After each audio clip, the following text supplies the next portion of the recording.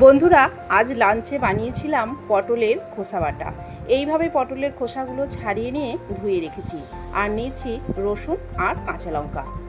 এই সব মিক্সির জারে নিয়ে আর অল্প একটু জল নিয়ে মিক্সিতে এটা মিহি করে একটা পেস্ট বানিয়ে রাখবো।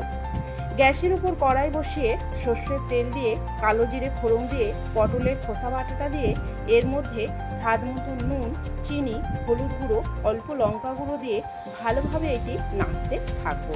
এখানে গ্যাসটা লো টু মিডিয়ামে রাখবো। দেখুন বন্ধুরা, পটলের খোসা বাটাটা হয়ে গেছে। এবার একটু সর্ষের তেল দিয়ে নেড়ে নামিয়ে দেবো।